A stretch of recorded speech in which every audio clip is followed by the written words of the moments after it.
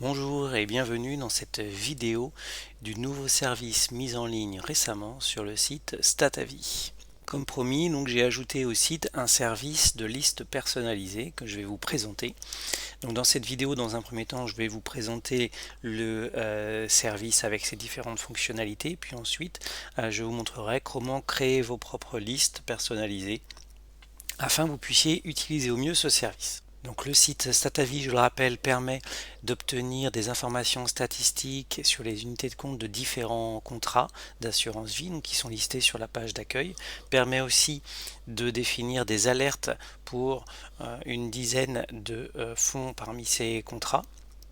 Vous pouvez aussi exporter donc sous forme de tableur les données statistiques de différents contrats et vous pouvez aussi maintenant définir vos listes personnelles de fonds à suivre pour pouvoir, on va dire, facilement checker l'évolution de ces fonds. On le verra dans la présentation qui arrive. Donc tout d'abord, je vais me connecter. Le site est accessible après inscription. L'inscription est complètement gratuite. Donc si jamais vous n'êtes toujours pas inscrit, eh bien vous pouvez vous inscrire en cliquant sur le bouton s'inscrire ici.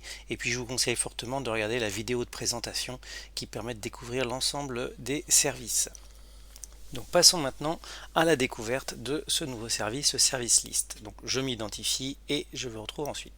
Donc voici la nouvelle page d'accueil pour les membres. On retrouve donc maintenant en jaune le service Mes listes. Donc quand je clique sur ce service et qu'on a déjà rentré un certain nombre de fonds, eh bien je vais obtenir ce visuel. Donc on va trouver ici justement mes différentes listes. Alors là je vais créer deux listes pour l'occasion, une liste obligation et une liste Lynx et avis. Alors ces deux listes vont illustrer deux façons différentes d'utiliser le service Mes listes. Par exemple, je peux avoir listé donc un certain nombre de fonds obligataires sur différents de mes contrats. Et donc ici j'ai une liste de fonds obligataires. Alors attention, la liste a été prise complètement au hasard juste pour l'exemple. Et puis autrement, si je dispose de plusieurs contrats d'assurance vie, ce qui est conseillé si on veut profiter des avantages des différents contrats, eh bien je peux aussi utiliser le service Mes listes pour lister justement les fonds sur lesquels je suis investi sur ces contrats. Là encore, la liste a été faite complètement au hasard et ne correspond pas du tout à un conseil en investissement ou un conseil d'UC à choisir pour le contrat Lynx et avis.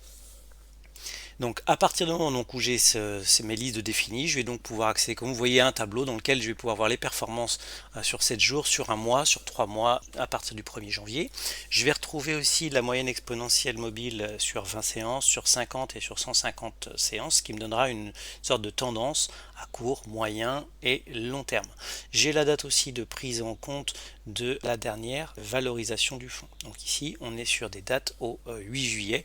On sait très bien qu'il y a un décalage dans les publications des valorisations sur les fonds.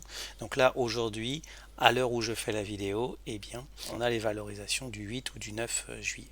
Les valorisations du site sont mises à jour en début d'après-midi. Donc là, en plus, on est sur la valorisation qui a été calculée la veille, c'était le 10 juillet.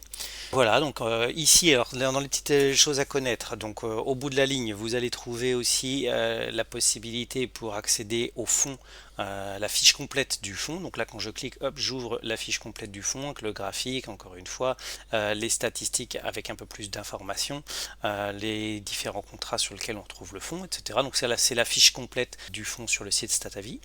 Je vais pouvoir supprimer donc le fonds de ma liste.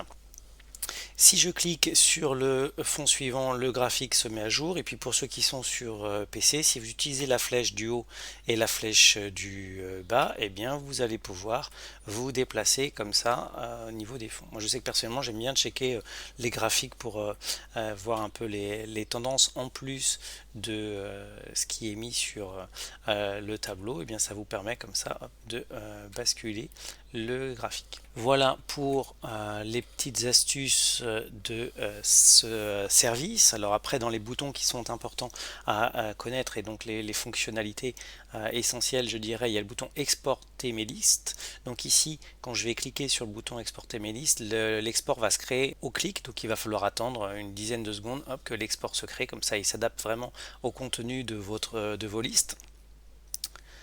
Et nous obtenons donc un fichier Excel, donc qui est aussi lisible sur LibreOffice Calc, qui va nous donner donc différentes informations. Donc là, on va retrouver les informations en fait qu'on avait déjà sur le tableau, mais ça va nous permettre d'un coup d'un seul de pouvoir checker et de pouvoir trier facilement nos listes. Je vous ai remis des informations supplémentaires. J'ai mis par exemple la valorisation qui m'avait été demandée, la devise, les catégories du fonds. Donc on retrouve des informations statistiques. C'est pas exhaustif, il n'y a pas toutes les informations, on verra comment les retrouver juste après, mais je vais donc avoir une fiche par liste et une fiche globale qui me permet notamment, donc c'est la colonne qui va être intéressante ici, de voir pour chaque fonds dans quelle liste il se trouve. Et là par exemple j'observe que le fonds Carmignac portfolio global A eh bien, est présent dans la liste Lynx et Avis et dans la liste obligations. Alors ça peut être intéressant pour des personnes qui ont plusieurs contrats d'assurance vie et puis qu'au bout d'un moment, après avoir fait des arbitrages, n'ont pas de vue générale sur leur contrat. Bah là ça peut nous permettre par exemple de remarquer qu'un fonds que l'on a choisi est présent sur différents contrats et de revoir son allocation pour éviter les doublons. Donc là ici on a une vue globale. Bon, pour ceux qui connaissent le site, vous avez l'habitude de ce type de tableau. Je répète, j'ai voulu le faire condenser par rapport à l'objectif ici d'un suivi. Donc il y a des informations statistiques qui ne sont pas présentes. On va voir tout de suite comment récupérer l'ensemble des informations assez rapidement. Donc pour cela, eh bien, il nous suffit d'ouvrir notre fichier d'export personnel. Et donc quand on va dans exporter, hop, ici j'ai mon export personnel, je vais pouvoir ouvrir mon fichier d'export personnel et à ce moment là je vais utiliser la fiche sélection ici, la feuille sélection.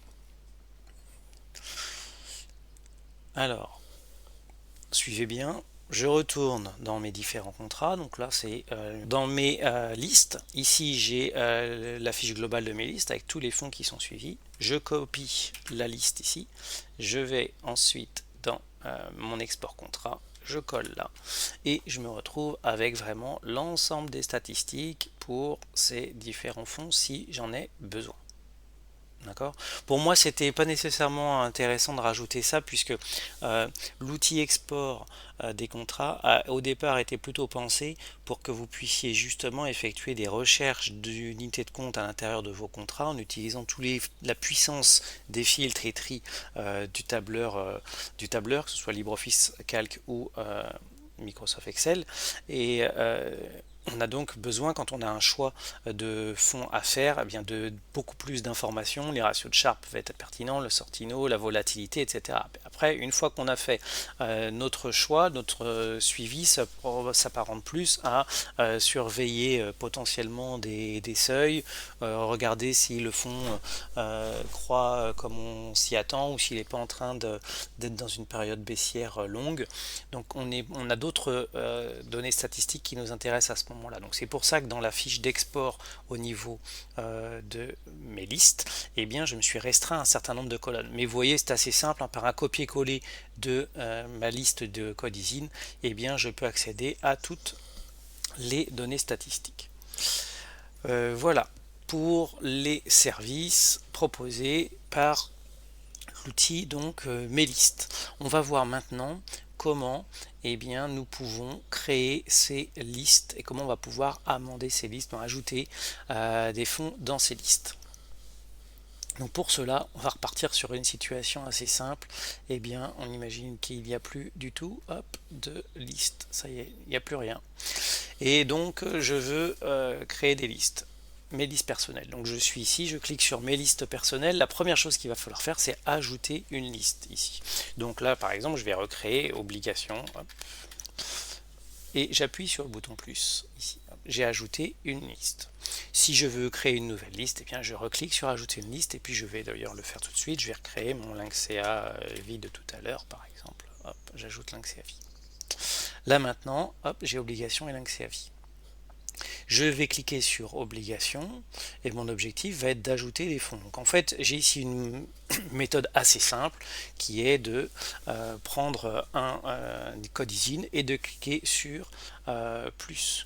Donc ici par exemple, hop, je vais dans les fonds obligataires, je vais en prendre un premier, tiens, chez Lynx et Avis par exemple, celui-ci. Je vais récupérer le code ISIN comme ça sera plus simple. Hop, ici, je vais dans mes listes et j'ajoute. Hop, fonds ajoutés avec succès, ça y est, le fonds est arrivé. Alors vous allez me dire, ouais, mais moi j'en ai 10 des fonds à ajouter, ça peut être un peu plus compliqué. Alors c'est pour ça qu'on a l'outil ici, ajouter plusieurs codes ISIN. Donc je vais revenir sur ma partie obligataire, ici, le top des fonds obligataires. Je vais rechoisir, je vais changer de contrat. Tiens, on va prendre un contrat, tiens, Digital Vie par exemple, il y en a un petit peu moins, hop. Je vais sélectionner, lui tiens, j'ai tous ces fonds là m'intéressent, je vais copier les codes ISIN ici, hop, ils ont été copiés dans le presse-papier, je retourne à mon service mes listes, ici je fais ajouter, je vais faire ici coller, et donc là ici sont à un code par ligne, je valide, et les 5 fonds sont ajoutés à ma liste. Alors, quand vous êtes dans cet outil ici, vous pouvez ajouter des codes ISIN en mettant un espace entre les codes ISIN, vous pouvez ajouter en mettant à la ligne, en mettant une virgule, un point virgule, donc à peu près tous les séparateurs fonctionnent pour que vous puissiez ajouter vos codes ISIN. Donc ça c'est la manière la plus rapide, notamment par exemple à partir de mon tableur Excel, eh bien, je peux prendre de mon export, j'ai fait ma sélection de fonds et je colle. J'attire quand même votre attention sur une problématique avec les tableurs. Les tableurs ne sont pas fans des sélections multiples. Je vous montre. Je prépare ici mon ajout, je retourne dans mon tableur et je me dis tiens, si je prenais juste ce code ISIN avec celui-ci. Donc j'utilise la touche contrôle, c'est la touche classique pour de la sélection multiple. J'ai sélectionné la case A8 et la case A13. Je fais CTRL C pour copier. Donc là je suis plutôt content de moi, je me dis ça va bien se passer. Sauf que ici vous allez voir quand je colle, et bien en fait il a pris tout l'intervalle. Donc la sélection multiple sur un tableur n'est pas une bonne idée. En tout cas, ce que vous allez pouvoir faire sur un tableur facilement, c'est prendre des plages. C'est-à-dire je veux ces trois là par exemple, et bien ici pas de problème, je copie, je colle et hop ils sont là et je les ajoute. Mais par contre si je veux prendre dans un tableur un puis un autre, soit vous vous préparez un petit document, un petit bloc-notes, ou alors vous faites dans cet outil les copies-coller au fur et à mesure. J'ai pas pour l'instant trouvé plus simple. Donc ça c'est une façon d'ajouter des fonds. Vous en avez encore une autre, par exemple si vous utilisez l'outil stat ici de recherche de fonds.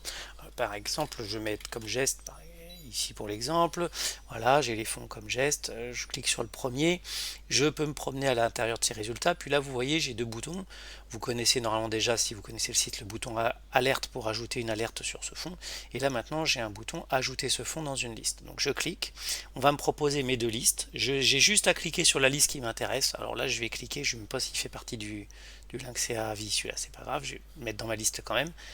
À partir du moment où c'est cliqué, c'est fait. Donc je peux fermer, vous voyez si je rajoute ici, il est présent dans ma liste, là il est présent dans ma liste, là il est retiré de ma liste, là il est présent. Donc on va aller vérifier ça.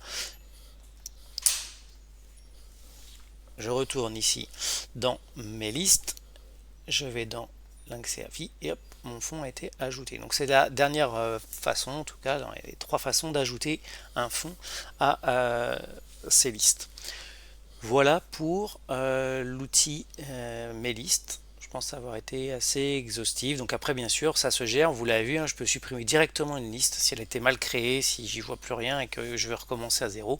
Je recrée ma liste en la supprimant assez facilement. Je peux gérer les fonds à l'intérieur. Des petits tris sont possibles. De base, ils sont triés par l'ordre alphabétique.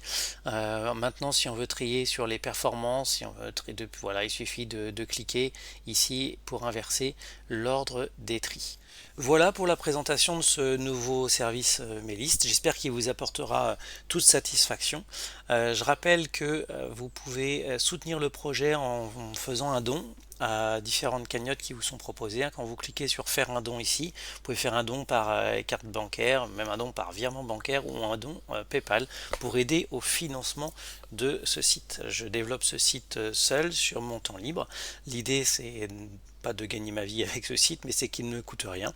Donc l'hébergement, les adresses mail, le nom de domaine, tout ça, ça a un coût. Et je vous propose donc de m'aider dans le financement de ce site en participant à la cagnotte. Je remercie d'ailleurs les différents contributeurs, peu nombreux mais très généreux, qui me permettent actuellement de faire en sorte que ce site continue d'exister. Bien, cette vidéo touche à sa fin. Je vais vous souhaiter un bon été et vous dis à bientôt pour de nouvelles améliorations ou de nouveaux outils sur le site StatAvi. Merci.